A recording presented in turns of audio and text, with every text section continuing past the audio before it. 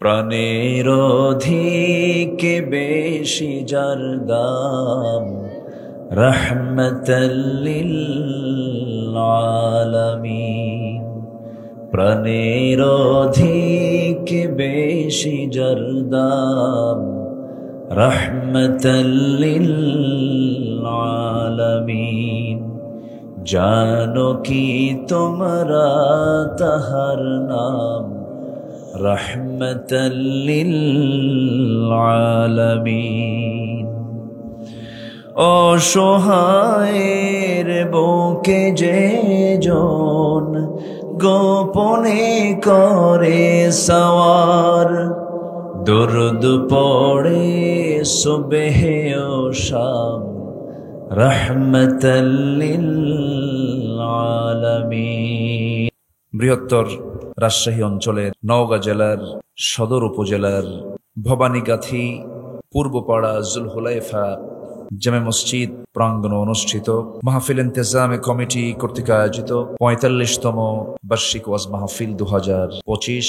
মানুষের গুনাহ হয়, যত অঙ্গ আছে মানুষের দেহের ভিতরে সবচেয়ে বেশি গুনাহ হয় দুটো অঙ্গ দিয়ে, একটা হলো জিহবা, আরেকটা হলো গোপনাঙ্গ। এই দুটো অঙ্গকে যদি কেউ নিয়ন্ত্রণ করতে পারে, জান্নাত তার হাতের মুঠোয়। জোরে বলে সুবহানাল্লাহ। মান আযমানু লি মা বাইনা লিহিয়াইহি ওয়া মা বাইনা রিজলাইহি আযমানু লাহুল জান্নাহ। আমার রাসূল বলেছেন, যে ব্যক্তি দুই চোয়ালের মধ্যস্থিত বস্তু জিহবা এবং দুই উরুর মধ্যস্থিত বস্তু গোপনাঙ্গের যে হেফাজত করতে পারবে, আমি রাসূল নিজে তার জন্য জান্নাতের জামিন হয়ে যাব। তাহলে অযাচিত কোনো কথা মুখ থেকে যেন না বের হয়, অপ্রয়োজনীয় একটা ওয়ার্ডও যেন না বের হয়। এটা হচ্ছে ইমানের দাবি। কিসের দাবি বলেন তো? ইমানের দাবি। তো আমি চেষ্টা করি কোরআন থেকে হাদিস থেকে কিছু কথা বলার জন্য। ইদানিং বেশ কয়েক বছর যাবতীয় লক্ষ্য করছি কিছু কিছু মাহফিলে কিছু কিছু আলোচক এত হাসানোর ঠেলায় পেটের চামড়া ব্যথা হয়ে যায়। আছে কি না? আসতে বলবেন না, আসে না নেই বলেন তো? আচ্ছা, মাহফিলটাকে তারা রঙ্গমঞ্চ বানিয়ে ফেলেন। এটা ঠিক না, এটা উচিত না। কারণ এই জায়গায় থাকবে কান্না কম না কান্না বেশি? বলেন, কান্না কম না কান্না বেশি? এই দুনিয়াতে এসেছি আমরা মূলত হাসতে না কাঁদতে। আসল হাসবো কোথায় গিয়ে বলেন তো? আসল আনন্দ করব কোথায় গিয়ে বলেন? জান্নাতে। সম্মানিত ভাইরা, আসুন আমরা আল্লাহর রহমতটা পাবো কেমনে একটু খুঁজে খুঁজে বের করি কোরআন থেকে। নাম্বার 1, আমরা তাকওয়া অবলম্বন করব, ভয় করব। জীবনে এক জায়গায় ভয় করব, সেটা হচ্ছে কে? আসতে তিনি কে বলেন তো? আল্লাহ রাব্বুল আলামিন।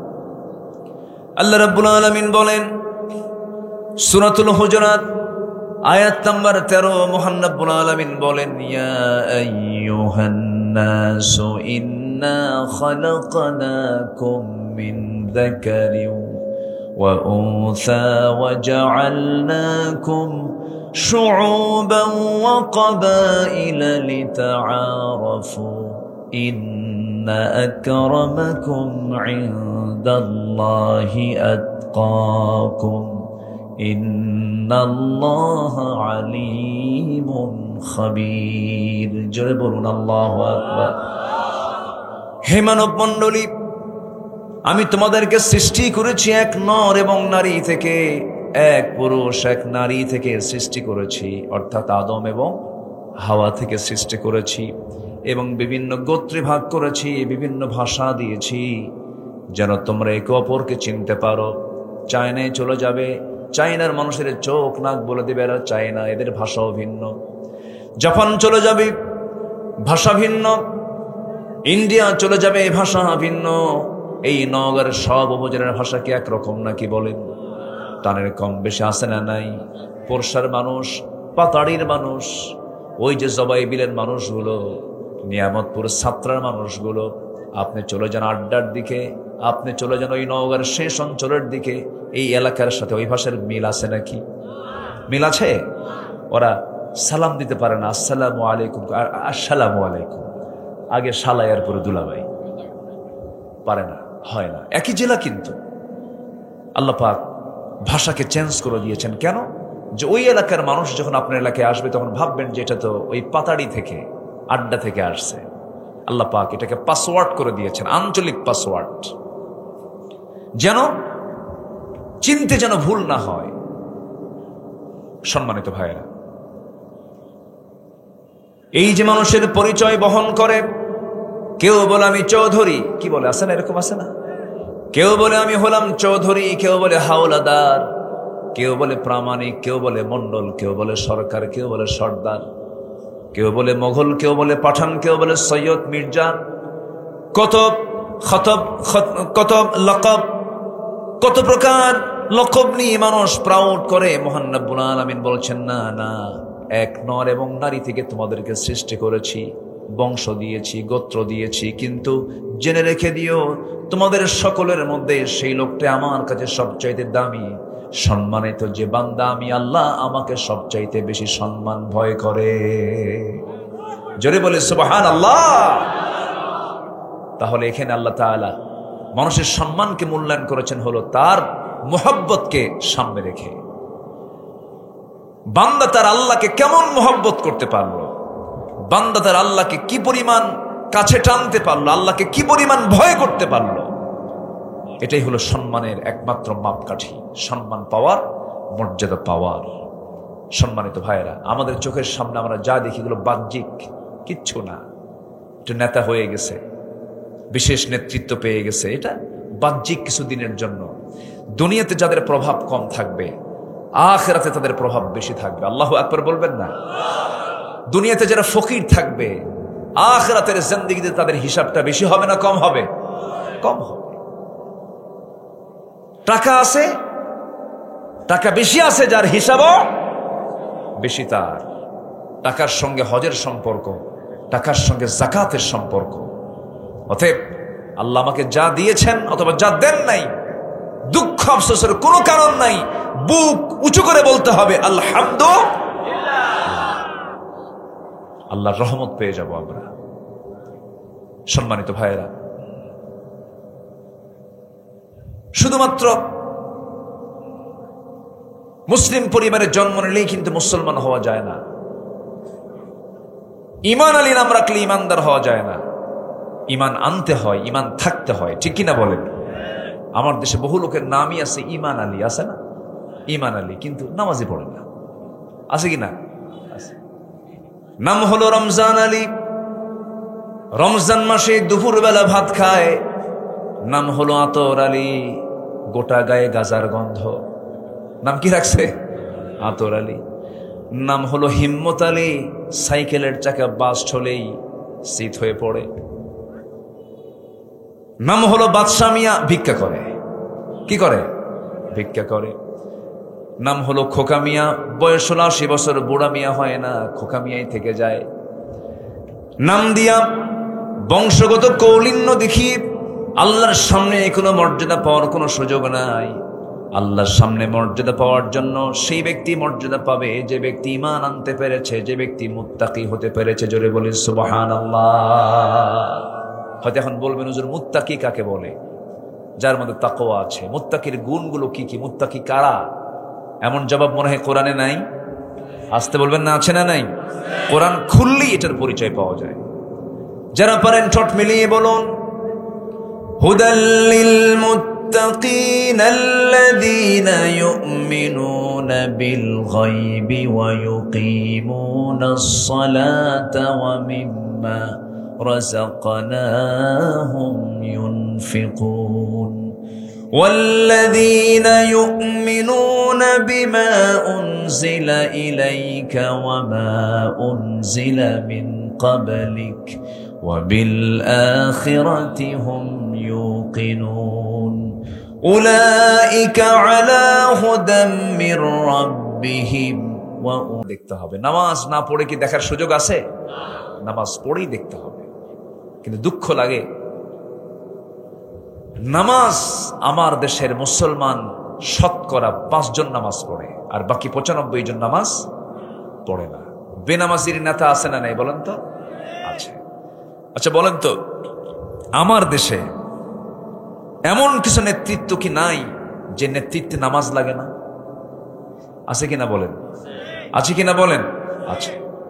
তাকে প্রমাণ করার জন্য শুধু আপনি মিলায় নেবেন। অনেক দল কিন্তু জনসভার ডাক দেয়, ধরেন নওগাঁ নওজোয়ান মাঠে, না আছে নাকি? হ্যাঁ, নওজোয়ান মাঠে জনসভার ডাক দিল। জনসভা 11টায় সব কর্মীরা হাজির হলো। জোহর গেল, আসর গেল, মাগরিব গেল, খালি বক্তৃতার ঠেলায় খালি কাঁপতেছে সবকিছু। আগুন ঝরানো বক্তৃতা হচ্ছে। জোহর গেল, আসর গেল, মাগরিব গেল, কোন নামাজের কর্মসূচি নাই। নেতা নিজেও নামাজ পড়লো না, কর্মীরাও নামাজ পড়লো না। যে দলের দলীয় কর্মসূচিতে জাহান্নাম থেকে বাঁচানোর জন্য নামাজের কর্মসূচি থাকে না, সেই নেতৃত্বের মুখে আমরা থুতু মারি, জুতা মারি। দরকার নাই, আমাকে আগে জান্নাত পেতে হবে। কি পেতে হবে বলেন? জান্নাত পেতে হবে। জান্নাত পেতে হবে কি নামাজ ছাড়া না নামাজ সহ? নামাজ। দুঃখ লাগে, বুকটা ফেটে যায়, মাত্র 5 জন নামাজ পড়ে আর বাকি 95 জন পড়ে না। আমার দেশে বিড়ি খাওয়ার লোক তো নাই, বিড়ি খুব কম লোক খায়। হ্যাঁ, বিড়ি তো স্বাস্থ্যের জন্য খুব ভালো না। হাই রে, বিড়ি খায়। বিড়ি খাওয়ার সাইজ দেখে মনে হয় জন্মই হয়েছে বিড়ি খাওয়ার জন্য। আছে না নাই বলেন তো? এত বিড়িটা, এত খাওয়া খায়। বহুদিন আগে এক মাহফিল ছিল আমার দেশে তো বহু গ্রাম, 14 গ্রাম, চট্টগ্রাম, ওইদিকে 20 গ্রাম আছে না, মাত্র 20 গ্রাম। 20 গ্রামে এক মাহফিলে গেলাম। তা আমি জান্নাতের নিয়ামতের আলোচনা করছিলাম। জান্নাতের মধ্যে এই নিয়ামতগুলো থাকবে, জান্নাতের ঝর্ণা থাকবে, জান্নাতের মধ্যে 4টা নহর রাখবেন আল্লাহ পাক, মধুর, দুধের, শরাবের, পানির। এরকম লম্বা সময় আমি আলোচনা করছিলাম। হঠাৎ করে এক বুড়া চাচার সামনে থেকে দাঁড়ায় বলে, হুজুর জান্নাতের তো বহু নিয়ামতের ওয়াজ করলেন, কিন্তু একটা চিন্তা আমার ভিতরে খুব বেশি তাড়া করছে। কি হুজুর? জান্নাতের সবই আছে, বিড়ি কি পাওয়া যাবে না? কি কথা কি বুঝতেছেন আপনারা? তাহলে ওনার ভিতরে ওই অখাদ্য কুখাদ্যের দিকে এত মহব্বত হয়ে গেছে যে তার টেনশন, জান্নাতের সব পেলেও বিড়ি যদি না পায় আমার জান্নাত থাকবে না। সম্মানিত ভাইয়েরা, এই জাতি নামাজ পড়ে না। কত বড় একটা অপরাধ এটা নিয়ে কারো কোনো হেডেকই নাই, কোনো চিন্তাই নাই। নামাজ না পড়া কি ছোট অপরাধ না অনেক বড় অপরাধ? আল্লাহ তাআলা বান্দাকে প্রথম প্রশ্ন করবেন কি নিয়ে বলেন? নামাজ নিয়ে। এবং কোরআনকে প্রশ্ন করুন, কোরআন বলো জাহান্নামে যাওয়ার কারণগুলো কি? কোরআন সুন্দর করে জবাব দিচ্ছে, মা সালাকাকুম ফি সাকার ক্বালু লাম নাকু মিনাল মুসাল্লিন ওয়া লাম নাকু নুতঈমুল মিসকিন ওয়া কুন্না নাখুদু মা'আল খায়িদিন ওয়া কুন্না নুকাযযিবু বিয়াউমিদ্দিন হাত্তা আতানাল ইয়াকিন। জোরে বলুন আল্লাহু আকবার। আজান হয়েছে, আজান শুনেছি, আজানের আওয়াজ আমার কান বিদীর্ণ করে দিয়েছে, কান পর্যন্ত চলে এসেছে। ফজর পড়ি নাই, জোহর পড়ি নাই, আসর পড়ি নাই, মাগরিব পড়ি নাই। মুয়াজ্জিন আজান দিল, নামাজে হাজির হই নাই। আজকে জাহান্নামে যাওয়ার জন্য একটা কারণ, 1 নাম্বার হলো নামাজের জন্য আহ্বান শুনেছি কিন্তু নামাজ পড়ি নাই, এই জন্য আজকে আমরা জাহান্নামে। আমার বন্ধুরা, এখন বলুন তো, আমার দেশের 95% মানুষ তারা কেমন করে জান্নাতে যেতে চায়? কিন্তু এখানে যদি বলি, যারা বসে আছেন অবশ্যই সবাই বলবেন জান্নাত পেতে চাই, সবাই বলবেন জান্নাত লাভ করতে চাই। কিন্তু জান্নাত লাভ করার জন্য জান্নাতের যে চাবিটা লাগবে, সেই জান্নাতের চাবিটা কি বলেন? আরো যে জান্নাতের চাবি কি বলেন? নামাজ নাই, জাতি নামাজ পড়ে না। ওয়াজ হয় বেশি না নামাজ হয় বেশি বলেন? মুসল্লি বেশি না মসজিদ বেশি? মসজিদ বেশি। ফজরের সময় মুসল্লি খুঁজে পাওয়া যায় না। বিশাল এসি শীতাতপ নিয়ন্ত্রিত মসজিদ, টাইলস দিয়ে ভরা, এত সুন্দর মসজিদ, চকচক করছে। ফজরের সময় মোট মুসল্লির সংখ্যা হলো 3 জন, ইমাম, মুয়াজ্জিন, খাদেম। চাকরি না থাকলে এই 3টাও থাকতো না। বাস্তব। বাস্তব। আর আমার নবীর মসজিদ ছিল পাকা না কাঁচা? বলেন বলেন, পাকা না কাঁচা? সেজদা দিলে পরে কপালে বালু লেগে যেত। কি আজান দিতেন বেলাল, আল্লাহু আকবার। এই তো কয়েকদিন আগে আল্লাহ পাক আমাকে মক্কা মদিনা যাওয়ার সুযোগ দিয়েছিলেন, গিয়েছিলাম। এখন তো 15-20 লক্ষ মুসলমান একসঙ্গে জামাতে নামাজ পড়তে পারে মদিনায়, কিন্তু এই মদিনার মসজিদ এত বড় ছিল না। ছোট্ট একটা মসজিদ, দুটা এতিমের কাছ থেকে রাসূল কিনে নিয়েছিলেন জায়গা। খেজুর পাতার ছাউনি আর খেজুর গাছের কাণ্ড দিয়ে রাসূল মসজিদ বানিয়েছিল। সেই মসজিদের খালি মুখে বেলালের আজানটা আল্লাহর আরশ আজিম পর্যন্ত পৌঁছে গেছে। ভাইরে, এত বড় নিয়ামত জান্নাত আমি নামাজ না পড়ি পাবো, এটা কেমন করে আশা করি আমরা? বলেন, কেমন করে আশা করি? দুনিয়ার জিন্দেগিতেও তো যদি আপনি বিসিএস ক্যাডার হতে চান, কত পড়াশোনা করতে হয়, কত স্টাডি করতে হয়। দুনিয়ার জিন্দেগিতে একটা ব্যবসাকে প্রতিষ্ঠিত করার জন্য রাতকে রাত দিনকে দিন পরিশ্রম করতে হয়, কত চিন্তা ফিকির, কত বুদ্ধি খাটাতে হয়। আর সর্বনিম্ন একটা জান্নাত, 10টা পৃথিবীর মতো একটা জান্নাত আল্লাহ পাক আপনাকে দিবেন নামাজ না পড়ে? কেমনে সম্ভব? তাহলে ইমান মজবুত হবে নামাজ না পড়ে না নামাজ পড়ে? অনেকে কে হুজুর আগে ইমান ঠিক করি, এরকম আছে না নাই বলেন তো? আগে কি ঠিক করি? ইমান ঠিক করি। না, নামাজ পড়ি কি ঠিক হবে? ইমান ঠিক হবে। সবাই কি নামাজ পড়তে রাজি আছেন? মনে হয় কষ্ট দিচ্ছে আপনাদেরকে। আমার নবীজির জীবনে কোনো নামাজ কাজা ছিল? অসুস্থ রাসূল, আল্লাহ পাক আমাকে এবার মদিনা মুনাওয়ারায় যে স্থানটিকে আমার রাসূল বলেছেন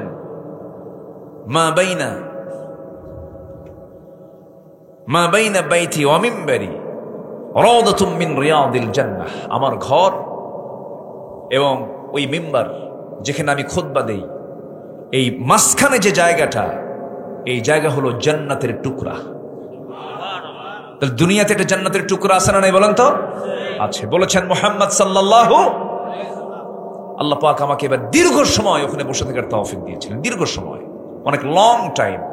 এটা আমার দেশের কিছু প্রবাসী ভাইদের একটু চান্স দেওয়ার কারণে হয়েছে। আমার দেশের কিছু প্রবাসীরা ওখানে চাকরি করে। তো আমি যে দেখি একদম রাওদাতুম মিন রিয়াদিল জান্নার ভিতরে তারা দাঁড়ায় আছে, খেদমত করছে, পরিষ্কারের কাজ, নাজাফার কাজ করছে। আমাকে দেখি চিনছে, ওয়াজ শোনে। হুজুর আপনি আসছেন? তো বললাম যে এখানে বেশিক্ষণ থাকবো কেমন, এই ব্যবস্থা কর। বেশিক্ষণ থাকতে দেয় না, মানে ধারাবাহিকতায় বের হয়ে যেতে হয়। আমি রাত 3টার দিকে ঢুকলাম, আমি পিছন দিকে আমাকে বসায় দিল, বলল আপনি এখানে বসেন, একটু আস্তে আস্তে সামনের দিকে আগান, আজান হয়ে যাবে কিছুক্ষণ পর। এর মধ্যে প্রায় 20-30 মিনিট আমার দেশের এই প্রবাসীরা করলো কি, ওখানে যারা প্রশাসনিক দায়িত্ব পালন করছেন তাদের কাছে গিয়ে এমন পাম দিল আমার ব্যাপারে। বলল স্যার এমন লোক আসছে আমার দেশ থেকে, বিশাল কিছু। কিন্তু আমি তো জানি আমি কি, কোন কসু, আমি তো নগণ্য, আমি তো ছোট্ট গোলাম। তা আমার ব্যাপারে এত কিছু বলছে। সেই প্রশাসনিক কর্মকর্তা আস্তে করে মুস্তে হাসি মেরে আমার সঙ্গে সালাম বিনিময় করে বলতেছে আপনি প্রথম কাতারে বসে পড়ুন। তো প্রথম কাতারে আমার নবীর ঘরের দেওয়ালের সাথেই বসে গেলাম। রাসূল পাশেই শুয়ে থাকা মুহাম্মদ সাল্লাল্লাহু তিনি কেঁদেছেন দুনিয়াতে আমার জন্য, কবরে শুয়ে শুয়েও কাঁদছেন। কাল হাসরে সবাই নফসি নফসি বলে ব্যস্ত হয়ে পড়বে, আর আমার রাসূল শুধু উম্মতি উম্মতি বলে ব্যস্ত হয়ে পড়বে। সেই নবীজি আমার পাশে শুয়ে থাকা, বারবার সালাম দিচ্ছে, আসসালাতু ওয়াসসালামু আলাইকা ইয়া রাসূলুল্লাহ। সেই নবীজির ওই কবরে যখন তিনি শায়িত হন, তার আগের নামাজও তার মিস হয়নি। সুবহানাল্লাহ বলবেন না? নামাজে খুব যত্নশীল ছিলেন আমার রাসূল, খুব যত্নশীল, খুব যত্ন রাখতেন। সবার আগে খোঁজ নিতেন নামাজ হয়েছে কিনা। সন্তানকে স্কুলে যেতে বলি, শাসন করি, ব্যবসার জন্য কত তাড়া দিই, দুনিয়ার কাজের জন্য কত পেরেশান হয়ে যায়, কিন্তু নিজের বিবেককে প্রশ্ন করে দেখি তো, সন্তানকে নামাজের জন্য কয়দিন বললাম, বউকে নামাজের জন্য কয়দিন বললাম, পরিবারে নামাজের তাকিদ কেমন দিলাম। সন্তানগুলো নামাজ পড়ে না, সন্তানগুলো কাগলে ধরে বসে চোখের পানি ফেলে ফেলে বলবেন, আমার কলিজার টুকরা সন্তানরা, তোরা যেমন আমার সাথে আজকে এই দুনিয়াতে একই ছাদের নিচে তোরা সময়টা কাটায় দিলি, আমি তোদের সঙ্গে জান্নাতে একই ছাদের নিচে একসঙ্গে সময় কাটাতে চাই, একসঙ্গে জান্নাত যেতে চাই, নামাজটা পড়।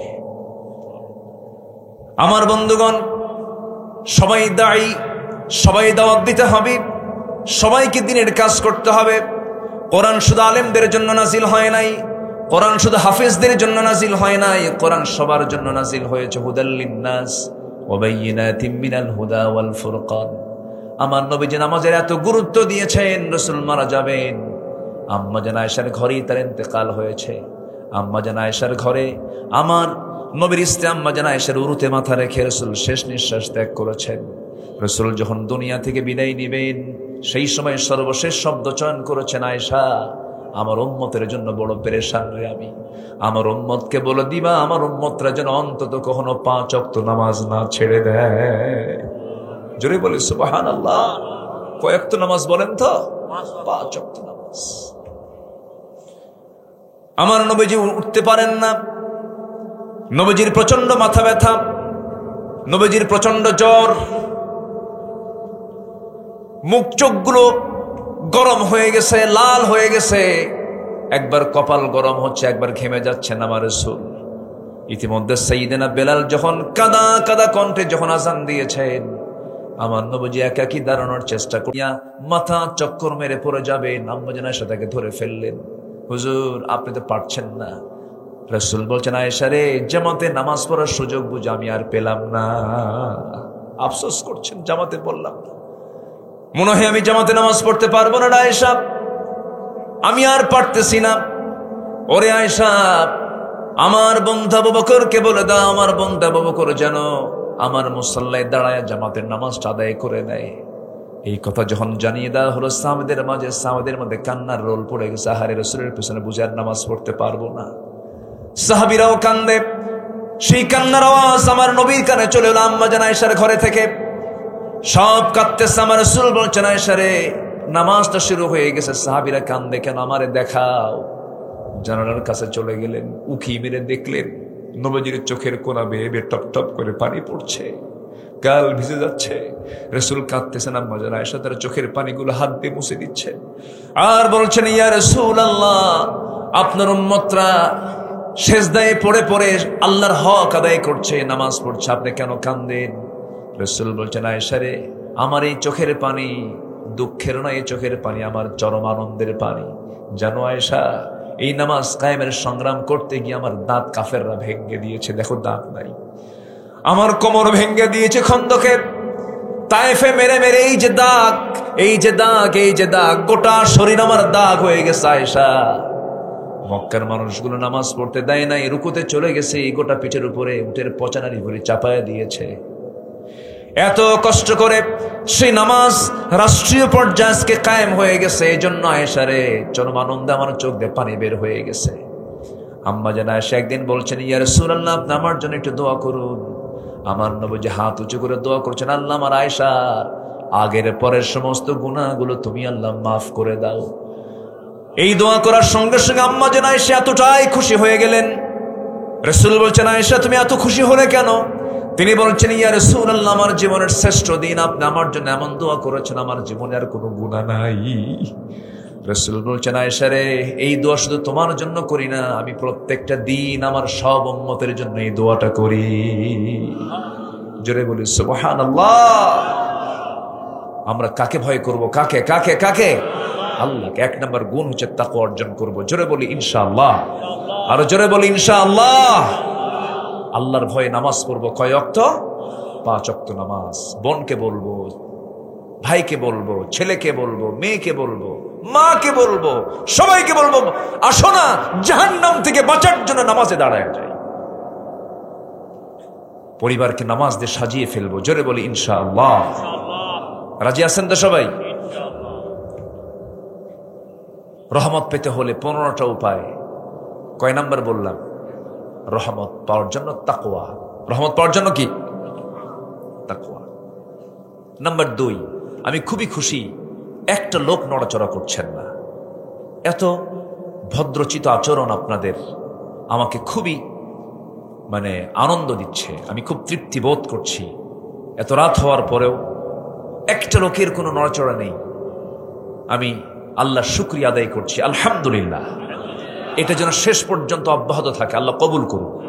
জোরে বলি আমিন। কারণ শ্রেষ্ঠ জায়গা হলো এখন কোরআনের মাহফিল। এর চাইতে শ্রেষ্ঠ জায়গার দ্বিতীয় কোথাও নাই। এখান থেকে উঠে যাওয়া মানে আমার জন্য প্লাস না মাইনাস? মাইনাস। আমরা মাইনাস পজিশনে যেতে চাই না। বসুন, আমরা থাকবো। ঘড়িটা আজকে দেখবে কে? আপনি দেখবেন না আমি দেখবো? বলেন বলেন, ঘড়ি দেখার দায়িত্ব কারে দিবেন? আমাকে দিবেন তো? জি। জুমার দিন খতিব খুতবা দেয় আর ঘড়ি দেখে মুসল্লি আছে না? 1:31 বাজলে লিখে হুজুর তাড়াতাড়ি শেষ করেন, ঘড়ি দেখতেছেন। এগুলো বেকুব, ঠিক না। সম্মানিত ভাইয়েরা, একটু আমাকে সময় দেন। সময় লাগবে তো, যেহেতু উঠেছি বসে একটু কথা বলবো ইনশাআল্লাহ। রাজি আছেন তো ইনশাআল্লাহ?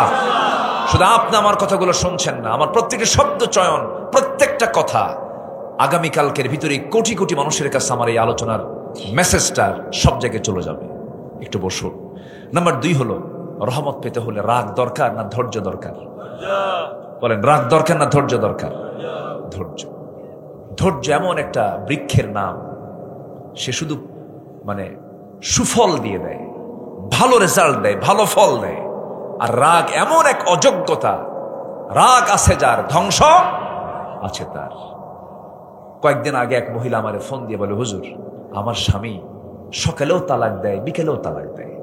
হুজুর আমি কি আসি না নাই? কিন্তু আমি কি জবাব দেবো বলেন তো? বলে, হুজুর আমার সকালেও তালাক দেয়, সন্ধ্যাও তালাক দেয়। এত রাগ, সব রাগ খাটাই হলো বইয়ের উপরে তালাক দিয়া। কি দিয়া? তালাক। এরকম বিকুব মার্কা লোক আছে না নাই? যে স্বামীর মুখে বারবার তালাক শব্দ আসে, ওর পিছনের দিকে না ওই যে বাঁশের যে ডাল থাকে, ওর কি বলে এলাকায়, সবগুলো এক জায়গায় করে কাঁচা কনসি কি এলাকায় কয় কিনা, এটা দিয়ে একটু সাইজ করা দরকার। এই শব্দ কেন চয়ন করবেন আপনি? এটা তো মারাত্মক শব্দ। লাস্টে তো ঠিকই কান্দে, তালাক তালাক দিয়ে আবার পরে ফোন দিয়ে বলে, হুজুর রাগের মাথায় 100 তালাক দিছে, আর কি ফেরানোর সুযোগ আছে? কেন হুজুর? বাচ্চা কাচ্চা আছে, উপায় তো নাই। হুজুর একটু দেখেন তো কোনো কিছু প্যাঁচ পুস লাগায় কিছু করা যায় নাকি? এ আছে না নাই? আছে না নাই? আচ্ছা, একটা মানুষকে জব করে মেরে ফেলছেন, আর কি তাজা করতে পারবেন আপনি? এগুলো করবেন কেন? এটা তো আইন, এটা আপনার মুখের এটা আইন। আপনি শব্দ বের করা মানেই আপনি আইন প্রয়োগ করেছেন। এটাকে রদ করার কোন সুযোগ? অসংখ্য পরিবার স্বামী স্ত্রী পরিচয় বহন করে, অথচ তারা জেনা করছে, জেনা করছে, জেনা করছে। আছে না নাই? এগুলো কিসের ফসল? ধৈর্য না রাগের? রাগ। রেগে যাবেন, হেরে যাবেন। মেম্বার ইলেকশন, মেম্বারের দায়িত্ব পালন করে, যে বসে আছেন তো এই জন্য মনে হল, চেয়ারম্যান মেম্বার যারা হয় তারা কি রাগী হলে হবে না ধৈর্য আনতে হয়? কত গালি যে শুনতে হয়, শুনি না মেম্বার আছে না, ও যা কয় শুনবই না। ধৈর্য ছাড়া আপনি কিচ্ছু করতে পারবেন না। আচ্ছা বলেন তো, চেয়ারম্যান বড় না চেয়ারম্যানের বউ বড়? আসতে কয়, বলেন তো, বলেন তো, বলেন। দেখছেন, হাই রে বইয়ের ভক্ত সব, মাশাআল্লাহ, ভালো বউ ভক্ত। আমার রাসূলও ছিলেন, মুহাম্মদ সাল্লাল্লাহু, রাসূল বউ ভক্ত ছিলেন, খুব ভালোবাসতেন, খুব মোহাব্বত করতেন। রাসূল শেষ নিঃশ্বাস ত্যাগ করেছেন কার কোলে? স্ত্রীর কোলে, বইয়ের কোলে মাথা রেখে শেষ কথা স্ত্রীর সঙ্গে বলে দুনিয়া থেকে বিদায় নিয়েছেন। পারিবারিক সূত্র ছিল মুহাম্মদ সাল্লাল্লাহু, একটা পারিবারিক বন্ধনে তিনি আবদ্ধ ছিলেন। পরিবারকে সময় দিবেন, স্ত্রী একটা সম্পদ, স্ত্রীকে সম্মান করবেন, স্ত্রীকে মর্যাদা দিবেন। আপনি আপনার স্ত্রীকে মর্যাদা দিবেন, আপনার সন্তান আপনার মাকে সম্মান দেবে, তার মাকে সম্মান দেবে, আপনার আব্বা আপনাকে সম্মান দেবে। এগুলো ব্যালেন্স করবো আমরা। ধৈর্য এক জায়গায় না সব জায়গায়? আসতে বলবেন, এক জায়গায় না সব জায়গায়? সব জায়গায় ধৈর্য। দেখেন ধৈর্যের চ্যুতি ঘটলে কি হয়।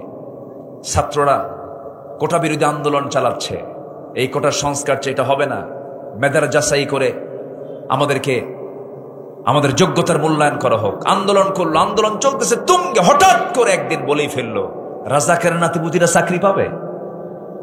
বলেন তো এটা কি ধৈর্য না রাগ? বিনয় না অহংকার? এক অহংকার এক রাগে একদম মামুবাড়ি দিল্লি গিয়ে পড়ছে, ঠিক কিনা? এই জন্য অহংকার, মেজাজ, রাগ এগুলো ইমানদারের জীবনে কখনো আসতে পারে না। ধৈর্যশীল হবেন, রহমত দেবেন কে? রহমত লাভের উপায় কয়টা বলেছে বলেন তো? 15টা। চলতেছে কয় নাম্বার? 2 নাম্বার। রাগ করা যাবে না, ধৈর্যের পরিচয় দিতে হবে। স্বামী স্ত্রীর মধ্যে কোনো দ্বন্দ্ব লেগেছে, প্রায় কিন্তু এই দ্বন্দ্বগুলো লেগে যায়, এই ক্ষেত্রে বেশি ধৈর্যের পরিচয় দেবে স্বামী না স্ত্রী? অনেকে চুপ করে আছে, বউ আপনি রাখবেন না। বলেন তো স্বামী স্ত্রীর মধ্যে লিডারকে বউ না স্বামী? ইমামকে বউ না স্বামী? তাহলে লিডার আপনি হবেন, আবার ধৈর্য ধরবেন না আপনি, এটা কেমন কথা? আপনাকে ধৈর্যশীল হতে হবে। মেয়েদের মুখ থেকে হঠাৎ করে অবাঞ্ছিত কথা বের হয়, মেজাজের ভারসাম্যহীন হয়ে যায় তারা। অনেক সময় দেখবেন কিছু হলেই থাকো, কি কোথায় কোথায় কোথায়,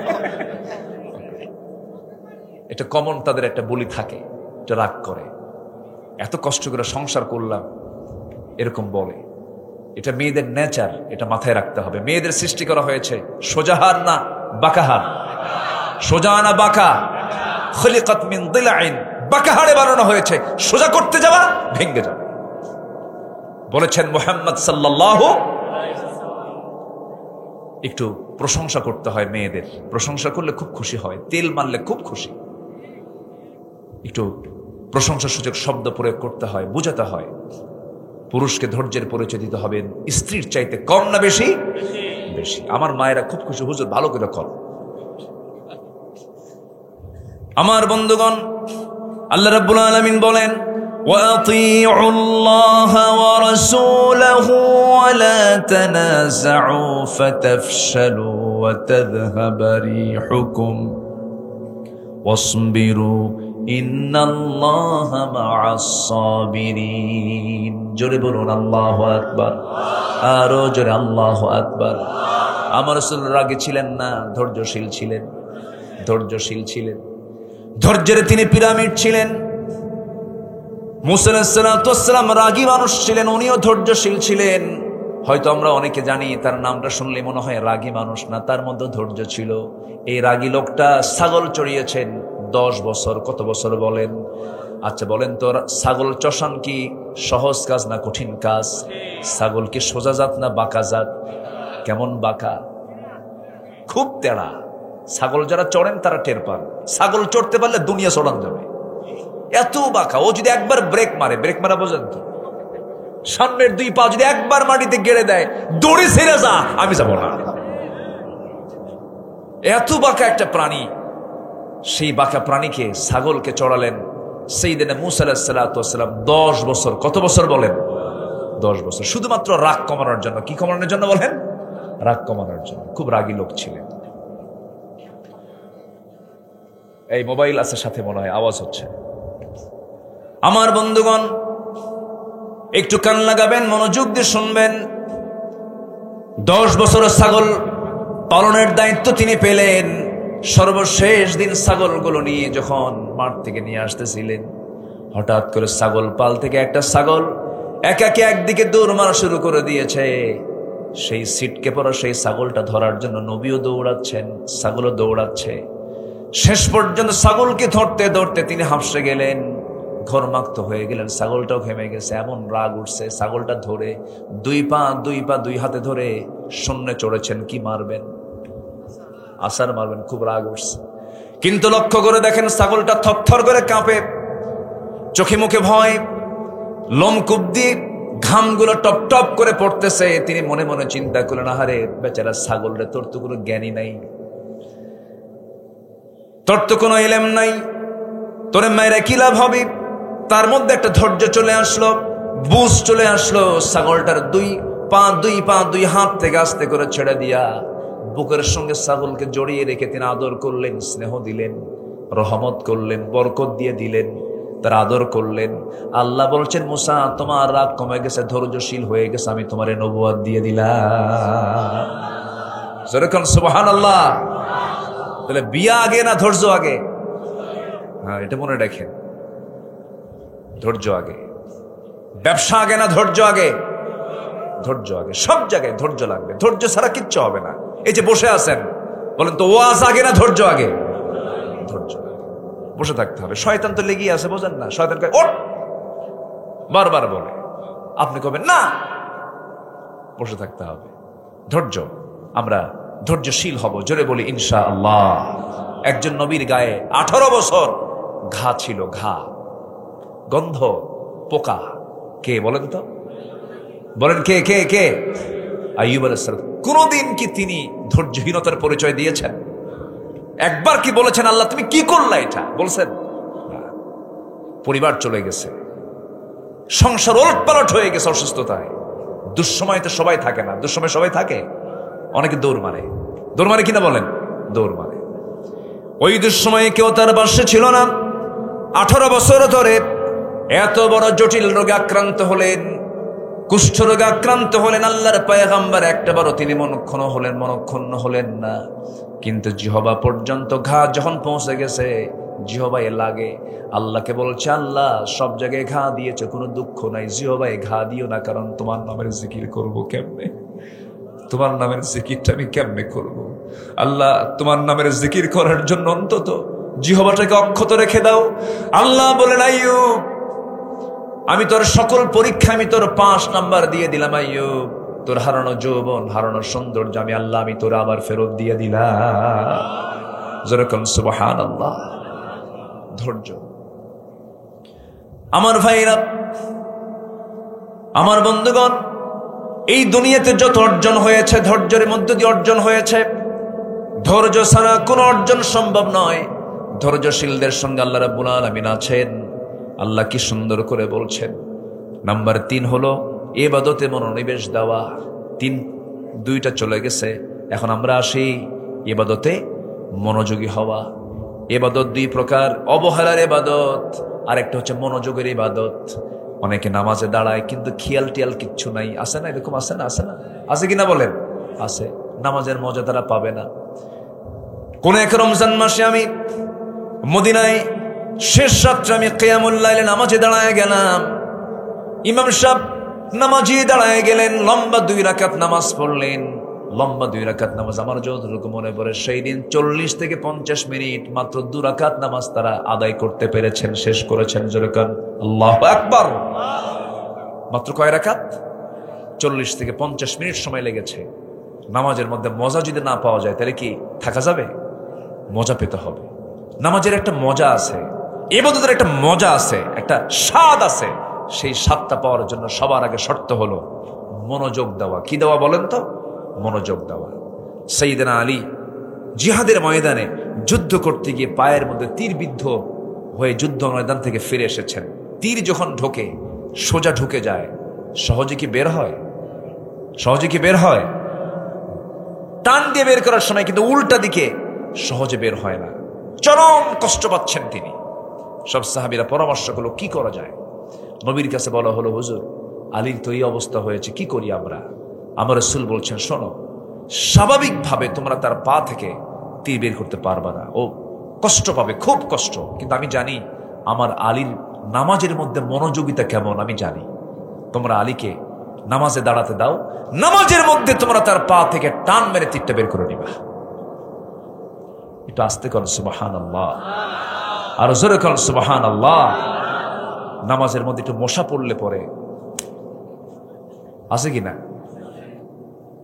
আর নামাজ যদি একটু লম্বা করে, সূরা লম্বা করলে তার কোনো লোকমাত চলবে না, তাই না? তখন মানে কি গলার একটা আওয়াজ, হুজুর শেষ করে না। মনোযোগ, মনোনিবেশ হতে হবে। ওয়াল্লাযীনা হুম লিস-সালাহ ওয়াল্লাযীনা ক্বাদ আফলাহাল মুমিনুন আল্লাযীনা হুম ফি সালাতিহিম খাশিউন, খুশুর সাথে অত্যন্ত মনোযোগ দিয়ে নামাজ পড়তে হবে। আমার নবীজির এমনও সময় গেছে ঘন্টার পর ঘন্টা চলে গেছে শুধু একটা সেজদার মধ্যে, সেজদার ভিতরে। সেজদা দিলে জবাব দেন কে? আস্তে জবাব দেন কে?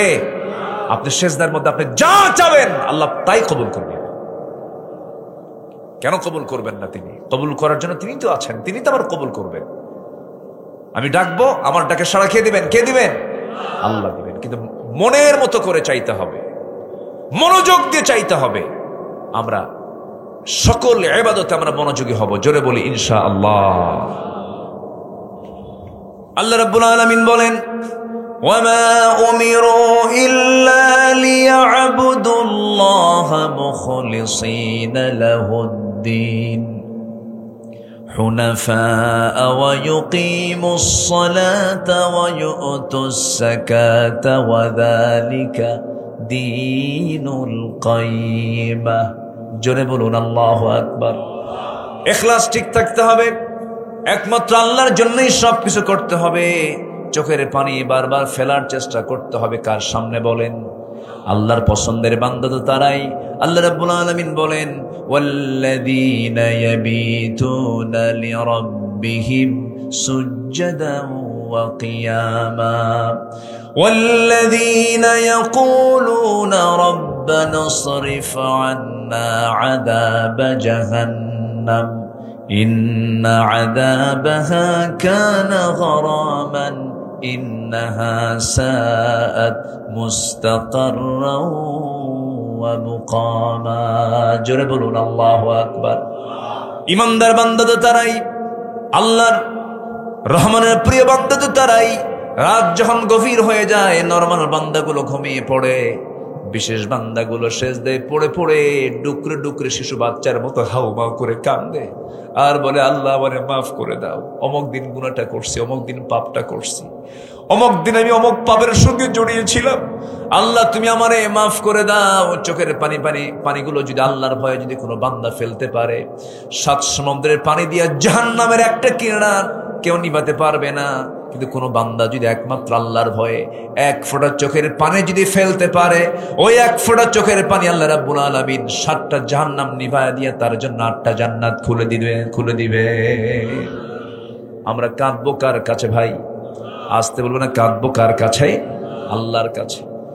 দিল খুলে কাঁদবো আমরা, মন খুলে কাঁদবো আমরা, ফুপে ফুপে কাঁদবো আমরা। আল্লাহর কাছে সব অভিযোগগুলো দেব, আল্লাহর কাছে সব প্রস্তাবনাগুলো দিয়ে দেব, আল্লাহর কাছে সব কোশ্চেনগুলো আল্লাহর সামনে হাজির করে বলবো, আল্লাহ তোমার কাছে যা চাইলাম তাও দাও, যা চাই নাই তা প্রয়োজন তাও দিয়ে দাও। আমাদের চাওয়ার জায়গা বলুন তো একমাত্র কার কাছে? আসতে বলবেন না, কার কাছে? আল্লাহর কাছে। আল্লাহর কাছে আমরা চাবো, অত্যন্ত মনোযোগ দিয়ে চাবো, গুরুত্বের সঙ্গে চাবো। তাহলে 1 নম্বরে চলে গেল তাকওয়া, নাম্বার 2 হলো ধৈর্য, মনে থাকবে সবার। নাম্বার 3 হলো ইবাদতে মনোনিবেশ দেওয়া, মনোযোগ দিয়ে ইবাদতগুলো সম্পূর্ণ করা। নাম্বার 4 হলো আল্লাহর সন্তুষ্টির জন্য আল্লাহর পথে দান করা। দান করব কার জন্য? আসতে বলবেন না, কার জন্য? আল্লাহর পথে আমরা আল্লাহর সন্তুষ্টির জন্য দান করব। মান যাল্লাযী ইউকরিদুল্লাহ করদান হাসানান ফায়ুদাঈফাহু লাহু আদআফান কাসীরা ওয়াল্লাহু ইয়াকবিদু ওয়া ইয়াবসুত ওয়া ইলাইহি তুরজাউন। জোরে বলুন আল্লাহু আকবার, আরো জোরে আল্লাহু আকবার। আমি আল্লাহর পথে কেন দান করব? আল্লাহ পাক কি আমাকে দেয় নাই? আল্লাহ আমাকে দেন নাই? কি কম দিয়েছেন না অনেক দিয়েছেন? কম দিয়েছেন না বেশি দিয়েছেন? আল্লাহর দেওয়া কি আমার আপনার জন্য কি কম না অনেক বেশি? মাথা থেকে পা পর্যন্ত একটু তাকায় দেখেন কি আল্লাহ পাক দেন নাই, সব দিয়েছেন। আসেন আমরা দোয়া করে দিই নাকি? হ্যাঁ, তো ওই যে 2-1 করে ওঠে, কি সমস্যা কি বুঝলাম না। হ্যাঁ, একটু বসেন, একটু বসেন, আমাকে একটু সময় দেন, আর একটু সময় দেন। আপনি কি জানেন, আপনি যখন সামনে থেকে উঠে দাঁড়ান, যিনি কথা বলেন তার কলিজার একটা করে তার ছেড়ে খুব কষ্ট হয়। না জানি আমি কষ্ট দিচ্ছি কিনা, কষ্টের উদ্রেক হচ্ছে কিনা, একটু বসেন। মেহমানকে সম্মান করা কি বলেন তো ওয়াজিব। আমি তো মেহমান, ভাঙ্গাসুরা হোক মেহমান তো। আবার আমরা সবাই এখন কার মেহমান বলেন? কার মেহমান বলেন? আল্লাহর মেহমান। এখানে শৃঙ্খলা আছে, একটু বসেন। মন চাইলে উঠলাম, মন চাইলে বসলাম না। কোরআনের মাহফিলে আদব রক্ষা করা আমাদের একটা গুরুত্বপূর্ণ দায়িত্ব। আল্লাহ বুঝার তৌফিক দান করুন। মাহফিলকে সফল করতে হবে কি আগে ভাগে যে না শেষ করে? শেষ করে। আমরা শেষ করে যাই। তাহলে আমরা কাকে দান করব বলেন? কার পথে দান করব আমরা বলেন? আল্লাহকে আমাকে কম দিয়েছেন? আল্লাহকে দিলে কি আমাদের লস হবে? লস হবে না। আল্লাহ আমাকে যা দিয়েছেন এটা অকল্পনীয়, অকল্পনীয়। এই যে দুটা কানে আপনারা শুনতেছেন, আমি বলছি, এই দুটা কানের ভিতরে দেখবেন আল্লাহ পাক কিছু ময়লা দিয়েছেন। কানের যে ময়লা, ওটাকে এলাকায় কি বলে? কি কয়? কানের যে ময়লা, এটাকে কি বলে? ওই যে গরু খায় ওই খোল না, এটা হচ্ছে ইয়ার ওয়াক্স, কানের ময়লা। এই কানের ময়লা কিন্তু আল্লাহ দিয়ে দিয়েছেন কানের মধ্যে। এই কানের ময়লাটা তিক্ত, তিতা। যদি আল্লাহ পাক যদি এই ইয়ারক্স কানের ময়লা যদি তিতা না করে যদি মিষ্টি দিতেন, সব পিঁপড়া জমা হতো কার কানে? সবার কানে। আল্লাহ তাআলা কানকে সেভ করার জন্য কানের ময়লা দিয়েছেন। মিষ্টি না তিতা? তিতা দিয়েছেন, যেন বান্দার কান যেন সেফ থাকে। সুবহানাল্লাহ বলা যাবে না ভাই? যদি মিষ্টি হতো, সলিমুদ্দি ঘুমাতে নিয়ে আরেক কলিমুদ্দির পাহারা দেওয়া লাগতো, পিঁপড়া কোন দিক দিয়ে আসে? কত বড় বেকায়দা হয়ে যেত। কিন্তু আল্লাহ রাব্বুল আলামিন কানের মধ্যে এরকম তিতা দিলেন যেন কোনো পিঁপড়া না যায়, কোনো পোকামাকড় না যায়। আবার এই কান থেকে সোজা আপনি চোখে চলে আসেন। চোখ, কান, নাক, পদ্মা, মেঘনা, যমুনা যত বড় তার চেয়ে বেশি বড় হলো আমার চোখ, কান, নাক, গলা। অনেক এনটির ডাক্তার যারা, তারা বুঝেন কত বড় নিয়ামত তিনি দিয়ে দিয়েছেন।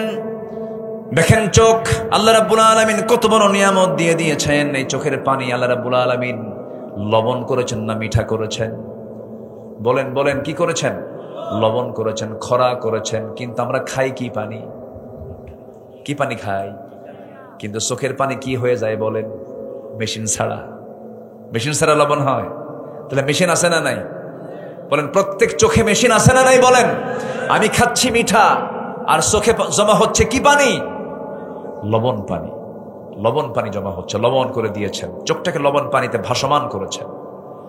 মাঝে মাঝে চোখের কোনা দিয়ে ঘুম থেকে ওঠার পরে কাতরানো চোখের কোনা দিয়ে সাদা সাদা যে সমস্ত জিনিসগুলো আমরা, ময়লাগুলো দেখি, এটা হলো চোখের মলম, চোখের অয়েন্টমেন্ট। আল্লাহ রাব্বুল আলামিন যেদিন বান্দা পৃথিবীতে জন্ম নিয়েছে, মৃত্যু পর্যন্ত প্রত্যেকটা দিন বান্দার চোখকে ভালো রাখার জন্য, জীবাণু মুক্ত করার জন্য চোখের পানিকে আল্লাহ পাক লবণ করে স্থায়ী মলমের বন্দোবস্ত করে দিয়েছে।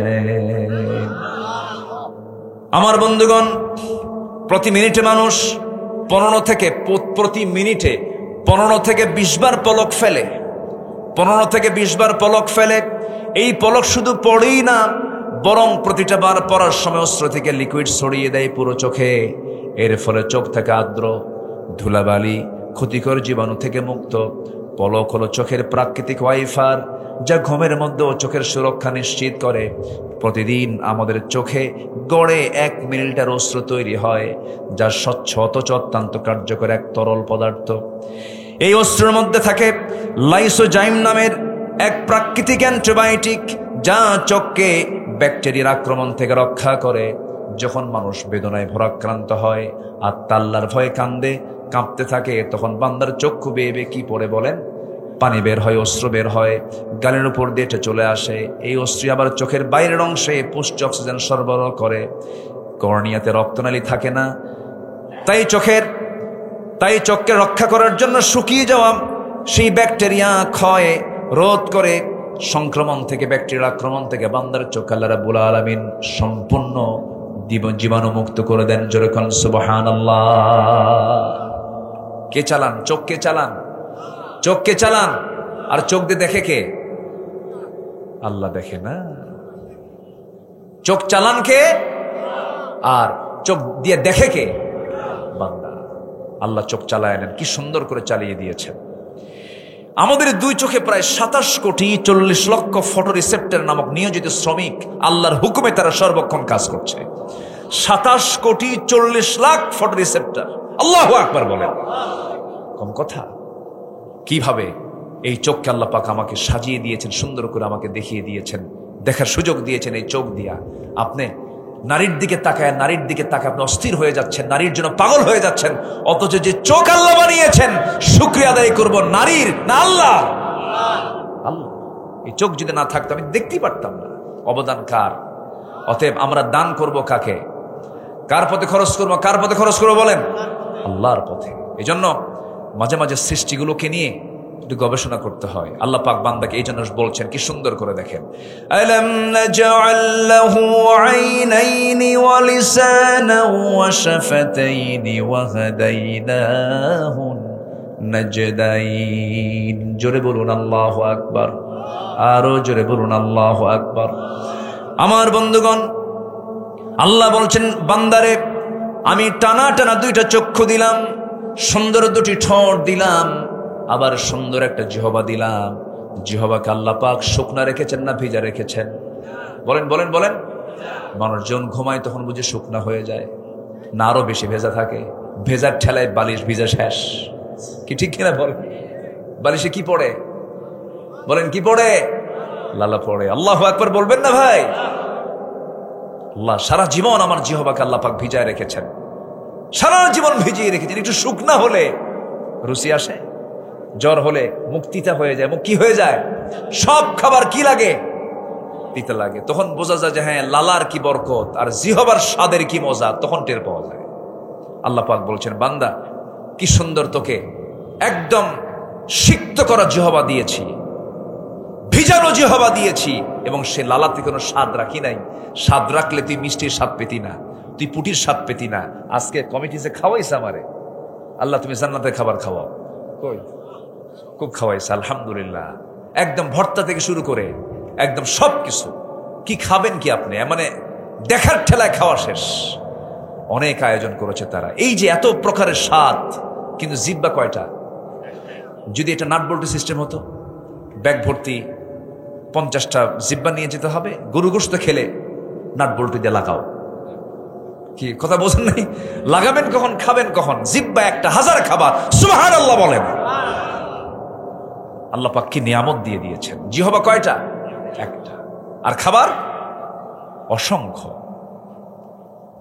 আল্লাহ রাব্বুল আলামিন বলছেন, বান্দারে এত কিছু দিয়ে দিলাম, এত নিয়ামত দিয়ে দিলাম, তুই শুধু জবান খুলে নামাজে দাঁড়িয়ে বলবি। জবান খুলে সবাই বলুন, আলহামদুলিল্লাহি রাব্বিল আলামিন। সবাই বলেন, আলহামদুলিল্লাহি রাব্বিল আলামিন, আর রহমানির রহিম, মালিকি ইয়াউমিদ্দিন, ইয়্যাকা না'বুদু ওয়া ইয়্যাকা নাস্তাঈন, ইহদিনাস সিরাতাল মুস্তাকিম, সিরাতাল্লাযীনা আন'আমতা আলাইহিম গায়রিল মাগদুবি আলাইহিম ওয়ালাদ-দাল্লিন। জোরে বলেন, আরো জোরে, আরো জোরে। আল্লাহ তাআলা যা সৃষ্টি করেছেন বান্দার অকল্যাণ না কল্যাণ? অকল্যাণ না কল্যাণ? আমার বন্ধুগণ, সকল সৃষ্টিগুলো মানুষের সেবায় নিয়োজিত, সকল সৃষ্টিগুলো মানুষের সেবায় নিয়োজিত। আল্লাহ পাক মশা বানিয়ে দিয়েছেন। মশা সেনা নাই বলেন? নওগাঁ জেলায় মনে হয় মশা নাই। মশার কামড়ে মানুষ মরে কিনা বলেন? এডিস মশার কামড়ে মানুষ মরে যায়, ডেঙ্গু হয় মানুষ মরে যায়, ম্যালেরিয়া হয়ে মানুষ মারা যায়। এই মশাটাকে সৃষ্টি করে দিয়েছেন তিনি আমার কে? এই মশা বানিয়েছেন কে বলেন? আল্লাহ বানিয়েছেন। আজ থেকে 1500 বছর আগে মশা নিয়ে আল্লাহ রাব্বুল আলামিন কোরআনে কথা বললেন। কাফের মুশরিকরা বলল, তোমার আল্লাহর কাজ নাই কেমনে? কোরআনের মধ্যে মশার ওয়াজ করার কি দরকার? মশার কথা বলার কি দরকার? কিন্তু আজকে ওই মশাকে গবেষণা করে কত কি আবিষ্কার করেছে, একটু খেয়াল করে দেখুন আমার বন্ধুগণ।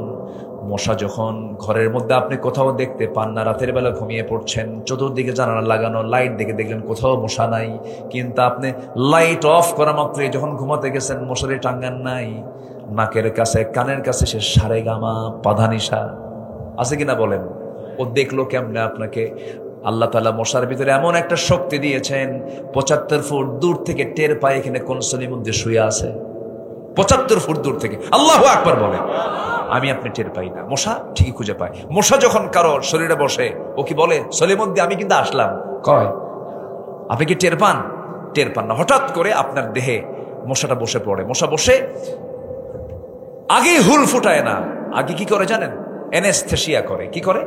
অ্যানেস্থেসিয়া। যারা মেডিকেলের ডাক্তার, যারা অ্যানেস্থেসিয়া হচ্ছে, আগে অজ্ঞান করে, আগে ওইটুকু অংশ আগে অজ্ঞান করে, সেন্সলেস করে, এরপরে হুলটা ফুটায় দেয়, জায়গা মতো করে খায়া ও চলে যায়। আল্লাহু আকবার বলে। আল্লাহ পাক এমনি উদাহরণ দেন নাই। মশা এটা মারাত্মক একটা সৃষ্টি। অত্যাধুনিক প্রযুক্তি তৈরি হয়েছে মশার সৃষ্টি থেকে। মশার চোখ সাধারণ কোনো চোখ নয়, এটা এক অত্যন্ত জটিল গঠনের কম্পাউন্ড আই। এটা মারাত্মক আল্লাহ তাআলার একটা সৃষ্টি। এটা মানে এটাকে গবেষণা করে অনেক কিছু তৈরি হয়েছে। কম্পাউন্ড আই, যেখানে শতাধিক ক্ষুদ্র লেন্স একসঙ্গে কাজ করে, এই জন্য সে চতুর্দিকে একসঙ্গে দেখতেও পারে।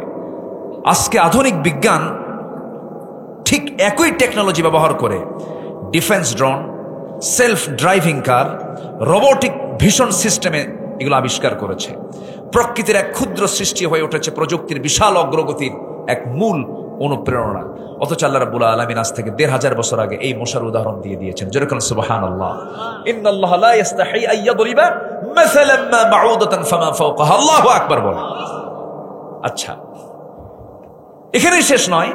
মশার মুখে আমরা যে সুরের মতো যে সূচটা দেখি, আসলে এটা সূচের সংখ্যা একটা নয়, এগুলো ৬টা অংশে বিভক্ত। কয়টা অংশে বলেন তো? ওই ছোট্ট সুরের মধ্যে কয়টা অংশ আছে? ৬টা। ৬টার আলাদা আলাদা কাজও আছে। ১ নাম্বার, মশার শরীরে অবস্থিত শেষ ২টি সূচ, যা ছুরির কাজ হলো আমার আপনার শরীরকে নির্দিষ্ট জায়গা থেকে ফেড়ে ফেলে, আগে ফেড়ে ফেলে। তারপরে ২টি সূচের কাজ হলো মানব দেহ থেকে ব্লাড ভেসেল এটা খুঁজে বের করে। ৫ম সূচটি দিয়ে সে চেতনানাশক এক প্রকার কেমিক্যাল নিঃসরণ করে, যেন ওই জায়গাটা অবশ হয়ে যায়। এরপর শেষ সূচটি দিয়ে সে রক্ত শুষে নিয়ে চলে আসে। আরো আশ্চর্যের বিষয় হলো, এই জটিল এবং নিখুঁত ডিজাইন থেকে অনুপ্রাণিত হয়ে আধুনিক বিজ্ঞানীরা তৈরি করেছেন মস্কিউটো ইন্সপায়ার্ড সিরিঞ্জ। এই সিরিঞ্জ আবিষ্কার করেছে মশার সুর থেকে, মশার সামনের ওই থেকে, সিরিঞ্জ থেকে। আল্লাহু আকবার বলে। তাহলে এক অপার সৃষ্টির পরিকল্পনা, বান্দার অকল্যাণ না কল্যাণ। অতএব আমরা দান করব কার পথে? আসতে বলবেন, দান করব কার পথে? আল্লাহর পথে। মধুকে দিয়েছেন, মধুর ভিতরে সব রোগের ঔষধ আছে না নাই? কিন্তু মধুটা ভেজাল করলো কে? আল্লাহ। কে করছে ভেজাল? কে করছে? নওগাঁর মিষ্টির দোকান থেকে সুরা কিছু ঢুকায় দিছে ওর মধ্যে। অথচ 1 পাউন্ড মধু তৈরি করতে লক্ষ লক্ষ মৌমাছিকে দিনের পর দিন পরিশ্রম করে সেই মধুগুলো সংগ্রহ করতে হয়। এটার দাম পৃথিবীর কোনো মানুষ দিতে পারবে না। যদি আমরা ১,৫০০ টাকা ১,০০০ টাকায় কিনি, কিন্তু শ্রমিক হিসাবে মৌমাছিকে যদি আপনি মূল্য দিতে যান, সে যে পরিমাণ দৌড়ায়, লক্ষ লক্ষ কিলোমিটার জার্নি করে 1 পাউন্ড মধু তৈরি হয়। আর সেই মধুর ভিতরে যারা শিরা ঢুকায়, ভেজাল ঢুকায়, তাদের ফাঁসি হওয়া দরকার। সব কার নিয়ামত? বলেন, কার নিয়ামত? দিয়েছেন কে? অতএব আমি দান করব কার পথে? রহমত পাবো কার? বলেন, রহমত পাবো কার? রহমত পাবো কার? পাবো বলেন, আল্লাহ। তাহলে 4টা চলে গেল, এখনো আছে কয়টা বলেন? 11টা। নুরু, ওয়াজ কিন্তু শেষ না, ওয়াজ শুরু। বহু আলোচনা এখনো পড়ে আছে। রাগ করতেছেন মনে হয় আপনারা? আচ্ছা, নাম্বার 5 আমি এক লাইনে বলে যাচ্ছি। নাম্বার 5 হলো, আল্লাহর স্মরণে থাকা লিপ্ত ব্যক্তির উপর আল্লাহর রহমত নাজিল হয়। সর্বক্ষণ আমরা জিকির করব কার? বলেন, ফাযকুরুনি আযকুরুকুম ওয়াশকুরুলি ওয়ালা তাকফুরুন। الذين يذكرون الله قياما وقعودا وعلى جنوبهم ويتفكرون في خلق السماوات والأرض ربنا ما خلقت هذا باطلا سبحانك فقنا عذاب النار জোরে বলুন আল্লাহু আকবার। জিকির করব আমরা, ফিকির করব আমরা, আল্লাহর সৃষ্টি নিয়ে গবেষণা করব, চোখের পানি ফেলে ফেলে আল্লাহর শুকরিয়া আদায় করব। আমার এই জিহ্বাকে প্রত্যেকটা সেকেন্ডে কাজে লাগাতে হবে। আমার শ্বাস প্রশ্বাস কার হাতে বলেন? আসতে বলবেন না, কার হাতে? আমাদের প্রতিটি শ্বাসে প্রশ্বাসে জিকির হবে কার? জিকির করেন আল্লাহ আল্লাহ, লা ইলাহা ইল্লাল্লাহ, লা ইলাহা, আরো জোরে, লা ইলাহা, লা ইলাহা ইল্লাল্লাহ মুহাম্মাদুর রাসূলুল্লাহ সাল্লাল্লাহু আলাইহি ওয়াসাল্লাম। নাম্বার 6 হলো আল্লাহর রহমত পাওয়ার জন্য যেই কাজটা করতে হবে সেটা হলো তওবা করা। তওবা করব কার কাছে? জোরে বলবেন, কার কাছে? একবার না বারবার, একবার না বারবার। যখন মনে হবে তখনই তওবা করে ফেলবো, আল্লাহর কাছে মাফ চেয়ে ফেলবো, সারেন্ডার করে ফেলবো। আল্লাহ, গুনাহ করেছি, তুমি আল্লাহ আমারে মাফ করে দাও। আমার গুনাহ বড় না আল্লাহ, আমার আল্লাহর রহমত বড়। কার রহমত বড়? কার রহমত বড়? আল্লাহর রহমত বড়। তওবা করব আমরা আল্লাহর কাছে, আল্লাহর কাছে মাফ চেয়ে নেব। ইয়া আইয়ুহাল্লাযীনা আমানু তুবু ইলাল্লাহি তাওবাতান নাসুহা। তওবাতুন নাসুহা করো, যেমন করে তোমরা তওবা করা দরকার সেইভাবেই তওবা করো। নাম্বার 7 হলো আল্লাহর উপরে ভরসা করা। যাই হোক না কেন ভরসা হবে কার উপরে? আসতে বলবেন না, কার উপরে? ছেলে সন্তান দেন কে? মেয়ে সন্তান দেন কে? দেন না কে? বন্ধা করেন কে? দোষ কার? কি কইল? আল্লাহর দোষ? ফয়সালা কার? ফয়সালা কার? আল্লাহ। সন্তান হলে, মেয়ে হলে অভিযোগের শেষ নাই মেয়ের মার উপরে। তোর পেট পচা, আছে না এরকম বলে না? তোর পেটে ছেলে নাই। এমন কি তালাকের ঘটনা পর্যন্ত ঘটে বারবার মেয়ে হওয়ার কারণে। এত মূর্খ, এত অসভ্য কিছু বান্দা আছে না নাই বলেন? আচ্ছা, কেন? আমার নবী কি ছেলের বাপ না মেয়ের বাপ? বলেন, ছেলের বাপ না মেয়ের বাপ? মেয়েদের বাপ। আমার নবী যে মেয়েদের জন্য বাজার আগে করেছেন। রাসূল বলেছেন, যেখানে মেয়ে আছে সেখানে বরকত আছে। যেরকম সুবহানাল্লাহ।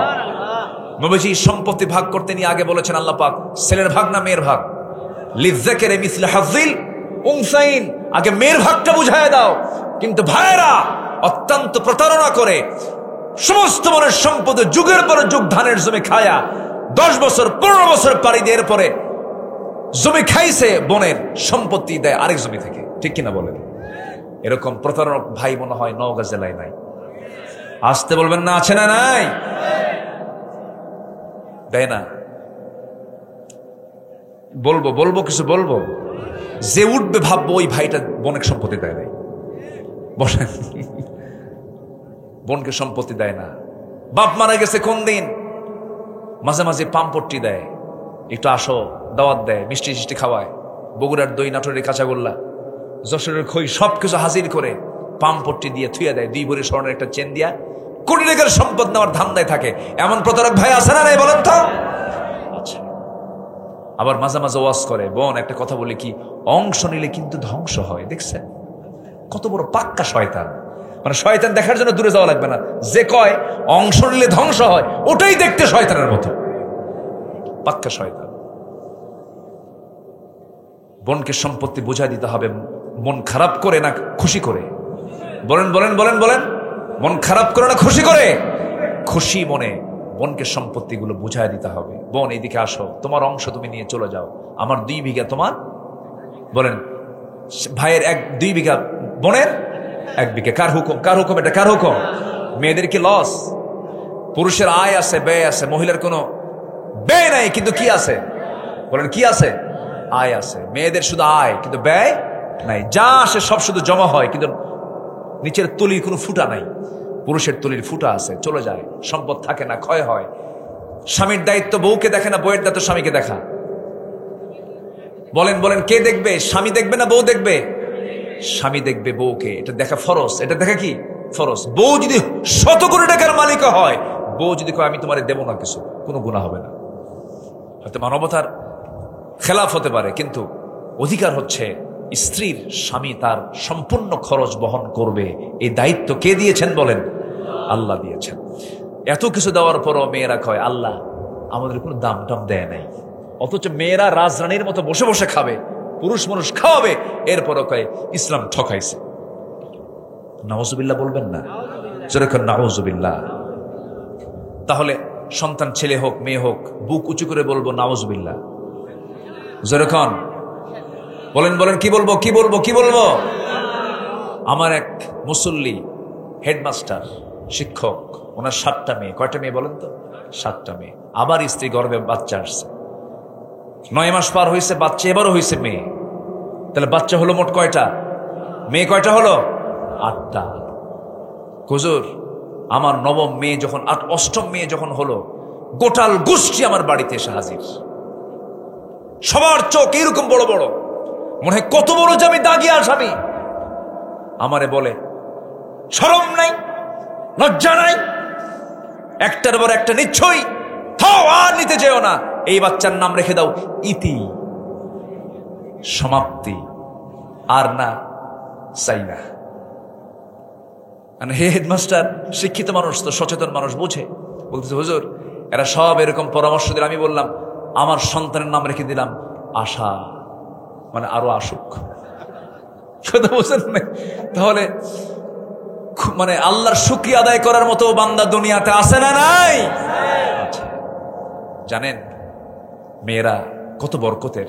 রাসূল মেয়েকে ছাড়া কিচ্ছু বুঝতেন না। আম্মা জান আয়েশা সিদ্দিকা রাসূলের স্ত্রী ছিলেন, খুব কাছে টানতেন। তার কলিজার টুকরা মেয়ে ফাতিমাকে খুব কাছে টানতেন। যেখানেই যেতেন 3 দিন পার হতে দিতেন না, মেয়েকে দেখতে যেতেন। সুবহানাল্লাহ বলেন। রাসূল মেয়েদেরকে খুব ভালোবাসতেন। আমরা আমাদের কন্যা, আমাদের স্ত্রী সবাইকে পর্দার মধ্যে রাখবো। জোরে বলি ইনশাআল্লাহ, জোরে বলি ইনশাআল্লাহ। তাদেরকে কখনো কষ্ট দেব না, তাদেরকে কখনো হেয় করব না, তাদেরকে কখনো ছোট চোখে দেখব না, তাদেরকে কখনো আন্ডার এস্টিমেট করবো না, কখনো না, কখনো না, কখনো না। আপনি জানেন আপনার একটা মেয়ে আপনাকে জান্নাতে নিয়ে চলে যাবে। জোরে কান সুবহানাল্লাহ। সে যদি পর্দায় থাকতে পারে, দিন মানতে পারে, কোরআন মানতে পারে, ওই মেয়েটা আপনাকে টেনে টেনে জান্নাতের দিকে নিয়ে চলে যাবে। রাসূল নিজে বলেছেন যার ঘরে 3টা মেয়ে তার জন্য 3টা জান্নাত। আল্লাহ পাক আমাকে 4টা মেয়ে দিয়েছে। এত আস্তে আলহামদুলিল্লাহ। বিয়ে কি আপনারা দিবেন নাকি? ভয় মনে টেনশন পেয়ে গেছেন মনে হয়, একটু বলেন না ভাই আলহামদুলিল্লাহ। মন খারাপ করেন কেন? জি, তাহলে ব্যবসা যাই হোক না কেন, লস লাভ, সন্তান যেটাই হোক না কেন, অসুস্থ হই না কেন, সব জায়গায় আমরা ভরসা করবো কার উপরে? আল্লাহ। তোমারই তো ফায়সালা। ওয়া ইযা আযামতা ফাতাওয়াক্কাল আলাল্লাহ, ইন্নাল্লাহা ইউহিব্বুল মুতাওয়াক্কিলিন। সূরা আলে ইমরান আয়াত নাম্বার 159। নাম্বার 8 হলো পবিত্রতা অর্জন করবে যারা, রহমত পাবে তারা। ইন্নাল্লাহা ইউহিব্বুত তাওয়াবিনা ওয়া ইউহিব্বুল মুতাতাহহিরিন। নাম্বার 9 হলো কৃতজ্ঞতা প্রকাশ করা। কৃতজ্ঞতা চিত্ত, নিজের চিত্ত তৈরি করা। লা ইন শাকারতুম লাযীদান্নাকুম ওয়া লা ইন কাফারতুম ইন্না আযাবি লাশাদীদ। নাম্বার 10 হলো আল্লাহর ভয়ে কাঁদা। আল্লাহর জন্য একমাত্র কাঁদা। পৃথিবীর মানুষ কোনো কাদার মূল্য দেবে না। বউয়ের সামনে স্বামী কাঁদবে, বউ বলবে পুরুষ মানুষ কাঁদে নাকি? স্বামীর সামনে বউ কাঁদবে, পুরুষ স্বামী বলবে মহিলারা এরকম কান্দেই। কেউ কান্নার মূল্য দেবে না। অভিনয় বলবে অভিনয় করে কান্দে, কেউ কান্নার মূল্য দেবে না। কিন্তু কান্নার মূল্য 16 আনা দিবেন তিনি আমার কে? আল্লাহর ভয় আমরা কাঁদবো। আল্লাহ রাব্বুল আলামিন সুন্দর করে বান্দাকে বলছেন কান্দো। ওয়া ইযা তুতলা আলাইহিম আয়াতুর রহমানি খাররু সুজদান ওয়া বুকিয়া। জোরে বলুন আল্লাহু আকবার। আমার বন্ধুগণ, আল্লাহর জন্য কাঁদতে হবে, আল্লাহর ভয়ে কাঁদতে হবে। নাম্বার 11 হলো ধৈর্য সালাতের মাধ্যমে আল্লাহর সাহায্য চাইতে হবে। ওয়াস্তাঈনু বিস-সাবরি ওয়াস-সালাহ ইন্নাল্লাহা মা'আস সাবিরিন। আল্লাহ রাব্বুল আলামিন রহমতে ধন্য করবেন আমাদেরকে এই সমস্ত গুণ যদি অর্জন করতে পারি। নাম্বার 12 হলো সালাতের প্রতি যত্নবান হওয়া, আল্লাহর সামনে বিনম্র হয়ে দাঁড়ানো, আল্লাহ রাব্বুল আলামিন রহমতে ধন্য করবেন। নাম্বার 13 হলো আল্লাহর সামনে দাঁড়ানোর ভয়ে নিজে প্রবৃত্তিকে কামনা বাসনা থেকে দূরে রাখা। মন তো খারাপ কিছু চায়, মন চায় উল্টা পাল্টা কিছু করতে, কিন্তু মনটাকে কন্ট্রোল করতে হবে একমাত্র কার ভয়ে? ওয়া আম্মা মান খাফা মাকামা রাব্বিহি ওয়া নাহান নাফসা আনিল হাওয়া ফাইন্নাল জান্নাতা হিয়াল মাওয়া। জোরে বলুন আল্লাহু আকবার। নাম্বার 14 হলো সৎকর্মশীল হওয়া, ফাসাদ সৃষ্টিকারী না হওয়া। ফাসাদ যারা সৃষ্টি করেছে যুগে যুগে, ওই যে নমরুদের দিকে তাকান, ফেরাউনদের দিকে তাকান, হামানদের দিকে তাকান, এই সমস্ত ফাসাদ সৃষ্টিকারী যারা ছিল তাদেরকে সব খতম করে দিয়েছেন তিনি আমার কে? আসতে বলো না, তিনি আমার কে? ভালো কাজ আমরা করব। ওয়ালা তুফসিদু ফিল আরদি বা'দা ইসলাহিহা ওয়াদউহু খাওফান ওয়া তামআন ইন্না রাহমাতাল্লাহি করিবুম মিনাল মুহসিনিন। জোরে বলুন আল্লাহু আকবার। সৎকর্মশীল আমরা হয়ে যাব, খারাপ কোনো কাজের জন্য আমরা নিজেকে প্রস্তুত করব না। সর্বশেষ হলো আল্লাহ এবং রাসূলের পরিপূর্ণ আনুগত্য আমাকে আপনাকে করতে হবে। আল্লাহ রাব্বুল আলামিন বলেছেন ওয়া আতিউল্লাহা ওয়ার রাসূল লাআল্লাকুম তুরহামুন। আল্লাহর আনুগত্য করো, নবীর আনুগত্য করো, তোমরা রহমত প্রাপ্ত হয়ে যাবে।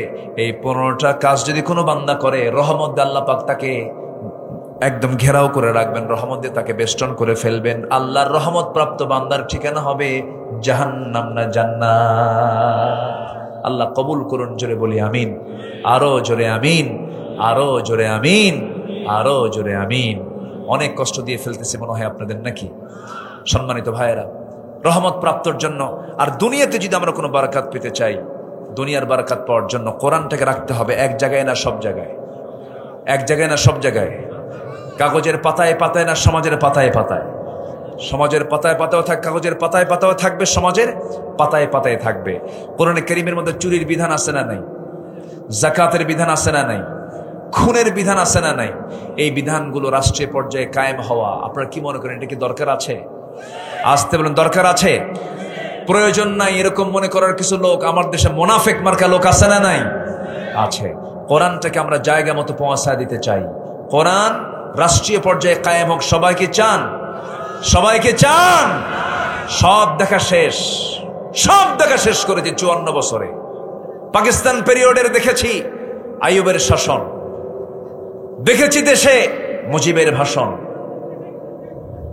এরপর জিয়া কেটেছেন খাল, আমাদের চাচা এরশাদের তাল বেতাল, মাঝখানে 16 বছর সব নেতাদের হরতাল। সব দেখা শেষ। আগামীর দেশ আমরা দেখতে চাই কোরআনের বাংলাদেশ। রাজি আছেন কারা কারা? হাত উঁচু করে দেখান মুসলমান।